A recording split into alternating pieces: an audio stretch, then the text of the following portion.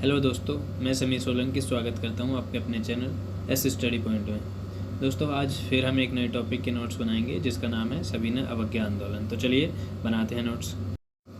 तो इस क्रम में हम सबसे पहले हेडिंग डालेंगे सविनय अवज्ञा आंदोलन या दांडी यात्रा 12 मार्च 1930।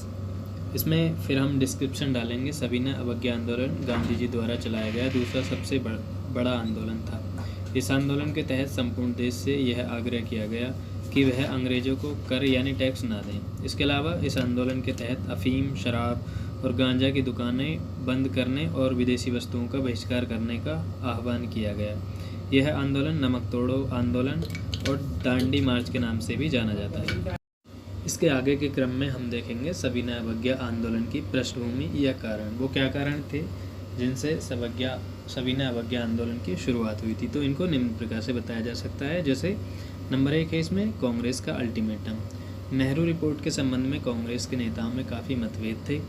जवाहरलाल नेहरू और सुभाष चंद्र बोस के नेतृत्व में युवा दल इस रिपोर्ट को केवल पूर्ण स्वतंत्रता के आधार पर स्वीकार करना चाहता था, जबकि मोतीलाल नेहरू के नेतृत्व में पुरानी पीढ़ी के नेता इसे पूर्ण रूप से स्वीकार करना चाहते थे।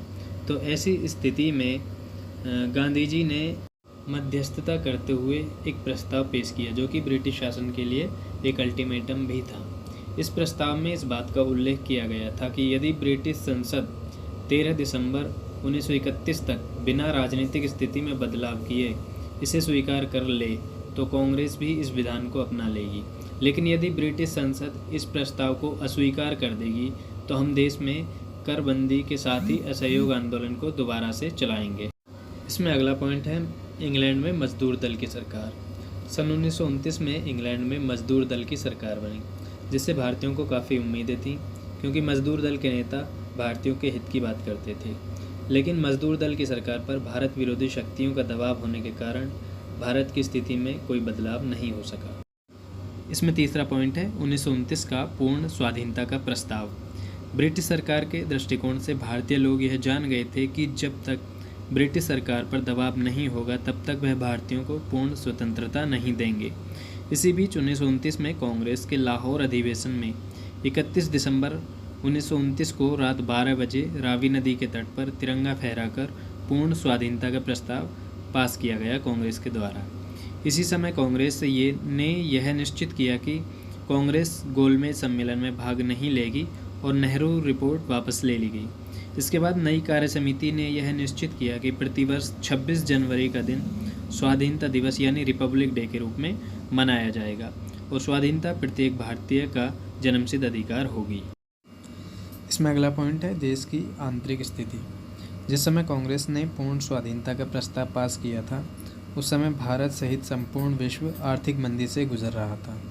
हालत तो यह हो गई थी कि एक किसान लगान और ऋण अदा करने में भी असमर्थ हो गया था। सरकार ने 1 रुपये की कीमत 16 पेंस से बढ़ाकर 18 पेंस कर दी थी, जिसका सबसे ज़्यादा प्रभाव व्यापारियों और उद्योगपतियों पर पड़ा था। दूसरी तरफ सरकार क्रांतिकारियों, नेताओं और श्रमिकों को बिना वजह ही राजद्रोह के आरोप लगाकर जेलों में डाल रही थी।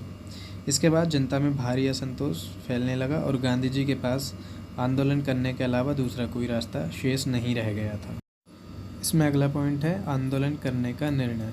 14 से 16 फरवरी 1930 को साबरमती आश्रम में कांग्रेस की एक बैठक हुई, जिसमें गांधी जी को शांतिपूर्ण ढंग से आंदोलन करने के सारे अधिकार दे दिए गए। चूँकि गांधी जी शांतिवादी थे, इसलिए उन्होंने शांतिवादी होने के नाते वायसराय को एक और मौका दिया और कहा कि यदि वे उनकी 11 शर्तें मान लें तो ब्रिटिश शासन को सविनय अवज्ञा आंदोलन का नाम भी सुनने को नहीं मिलेगा। वे 11 शर्तें निम्न प्रकार थीं। नंबर 1 पूर्ण नशाबंदी हो। नंबर 2 1 रुपया 1 सीलिंग 4 पेंस के बराबर हो। नंबर 3 मालगुजारी को अदा करके विधानमंडल के नियंत्रण में रखा जाए। नंबर 4 नमक कर बंद हो। नंबर 5 सैनिक व्यय कम हो। नंबर 6 शासन सहित सभी अधिकारियों के वेतन आधे हों। नंबर 7 विदेशी वस्त्रों पर तटीय कर लगाया जाए ताकि देसी उद्योगों का संरक्षण हो सके। नंबर 8 तटीय व्यापार संरक्षण कानून पारित किया जाए। नंबर 9 हत्या या हत्या के प्रयास को छोड़कर सभी राजनीतिक बंदियों को रिहा करके मुकदमे वापस लिए जाएं।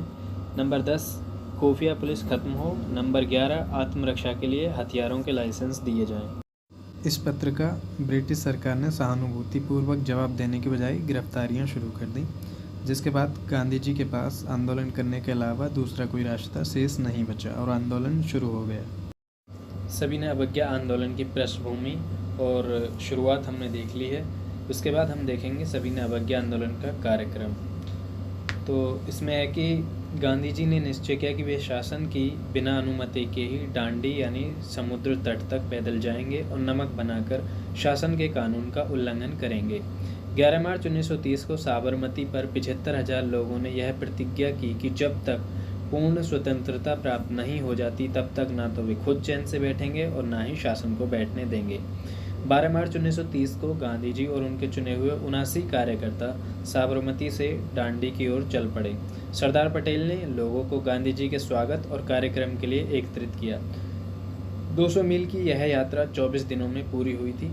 5 अप्रैल को गांधी जी डांडी पहुंचे और 6 अप्रैल को नमक बनाकर सरकार के कानून का उल्लंघन किया और आंदोलन का श्री गणेश किया। 6 अप्रैल को ही गांधी जी ने आंदोलन के लिए यह कार्यक्रम घोषित किया कि गांव-गांव जाकर आंदोलन के लिए निकलना है। औरतें अफीम, शराब और गांजा की दुकानों पर धरना देंगी। विदेशी वस्त्रों और वस्तुओं का बहिष्कार किया जाएगा। विद्यार्थी सरकारी शिक्षण संस्थाएं छोड़ दें, वकील वकालत छोड़ दें और हिंदू अस्पृश्यता यानी छुआछूत का त्याग कर दें। तो इसी के साथ खत्म होता है हमारा आज का टॉपिक। अगली वीडियो का इंतज़ार कीजिए और तब तक के लिए आप खुश रहिए, स्वस्थ रहिए और पढ़ते रहिए। Thanks for watching the video. Please like the video and drop A comment and like, share and subscribe the channel. अगर वीडियो अच्छी लगी हो तो दोस्तों वीडियो को लाइक ज़रूर करें और कमेंट में ज़रूर बताएं कि वीडियो कैसी लगी और चैनल को सब्सक्राइब करें।